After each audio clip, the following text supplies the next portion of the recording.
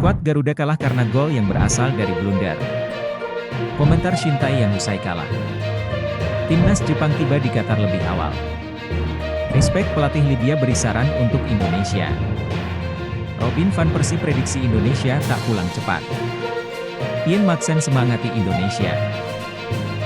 Simak info selengkapnya berikut ini. Bermain di Titanic Mardan Sports Complex, Antalya, Turki, Jumat, 5 Januari 2024, Indonesia versus Libya digelar untuk kedua kalinya. Uji coba pertama sebelumnya digelar pada Selasa, 2 Januari 2024, lalu, dengan Indonesia kalah 0-4. Di laga kali ini, Indonesia sempat unggul lebih dulu. Yakob Sayuri membawa skuad Shin Tae-yong memimpin di menit ke-6, usai memanfaatkan umpan tarik Ivar Jenner. Yang baik sekali. Oh, kosong Ivar. Ivar pemirsa dan ini dia. Namun, Libya bisa membalas 3 menit berselang. Osama El Sharimi bisa memanfaatkan bola liar di area pertahanan Indonesia untuk dijadikan gol dengan sepakan keras. Oh, bahaya pemirsa. Ada Osama. Oh, sayang sekali. 1-1, Libya kemudian berbalik memimpin di menit ke-20. Kesalahan dilakukan Rizky Ridho dalam melakukan back pass ke arah kiper Hernando Ari, di mana bolanya dipotong Ahmed Ekrawa. Ekrawa kemudian mengiring sedikit melewati Hernando Ari, dan melepaskan sepakan mendatar dari sisi kiri, mengirim bola meluncur pelan namun masuk ke gawang Indonesia. Skor 1-2 bertahan hingga laga bubar, Timnas Indonesia kalah lagi dari Timnas Libya.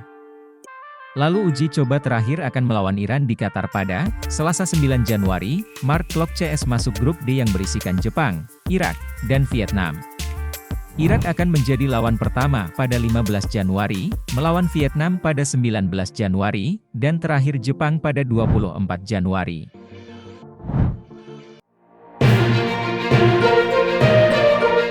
Pastinya saya mau mendapatkan kemenangan di setiap pertandingan. Tapi selama ini skuadnya kurang. Jadi untuk kedepannya pasti akan berkembang lebih baik lagi, kata Shin Tae-yong. Selama kami berada di Turki, kami hanya fokus ke latihan fisik. Kami belum fokus ke latihan taktik. Latihan taktik baru kami lakukan 1 hari sebelum pertandingan saja, ucap Shin Tae-yong. Pertandingan hari ini saya memakai formasi yang nanti kami akan siapkan untuk melawan Irak. Saya pikir mereka sudah bekerja keras hari ini, di luar hasil. Saya puas dengan performa para pemain, tutup Shin Tae-yong.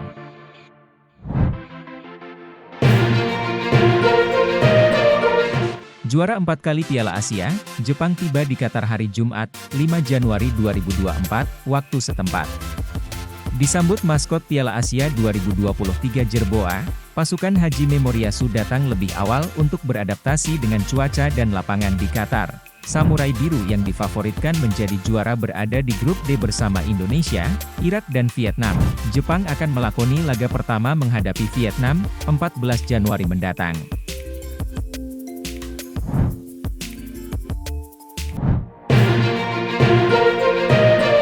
Usai uji coba dengan Timnas Indonesia, pelatih Libya sarankan Indonesia benahi hal-hal yang kurang dalam permainan Indonesia. Utamanya pada penyelesaian akhir dan pertahanan, detail-detail kecil dapat mempengaruhi hasil, dan Indonesia sepertinya ada beberapa masalah pertahanan karena kalian kebobolan 2 gol dan 6 gol dalam 2 pertandingan, kata Milutin Sredojevic. Kalian juga menghadapi masalah dalam aspek penyelesaian akhir. Menurut saya, soal penyelesaian akhir dan penempatan posisi kalian dalam serangan tanpa pergerakan dari sisi sayap itu tidak sesuai. Jadi Anda bisa membuat peluang lebih banyak dari titik itu, dia menjelaskan, dan yang krusial adalah, bahwa pelatih memiliki waktu sebelum pertandingan pertama melawan Irak di Piala Asia untuk menjaga pertahanan tetap kokoh, memperbaiki aspek pertahanan, dan meningkatkan aspek penyerangan. Sekali lagi, selamat berjuang di Piala Asia, pungkas Milutin Sredojevic.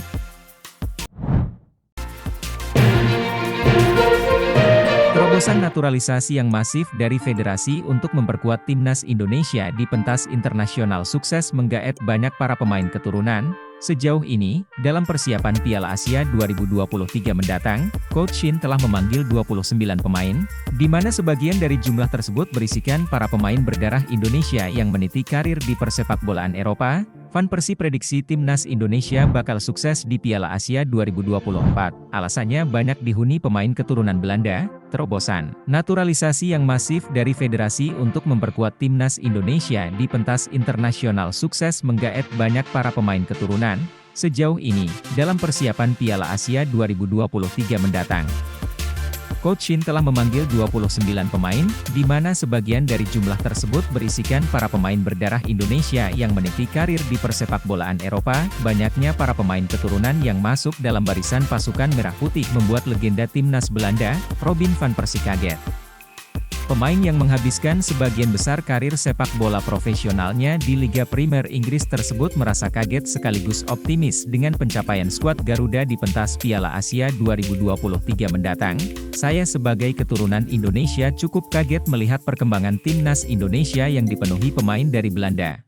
Ujar ex-kapten timnas Belanda tersebut seperti mana informasi yang diunggah oleh akun TikTok king_football pada 31 Desember 2023. Jika tidak salah, Indonesia bakal melakoni Piala Asia di Qatar. Tentunya Indonesia tidak akan pulang dengan cepat, imbuhnya, dengan materi pemain yang banyak dari Belanda, tentu saja mereka akan memberikan kejutan, lanjut pemilik 102 caps dan 50 gol di timnas senior Belanda tersebut.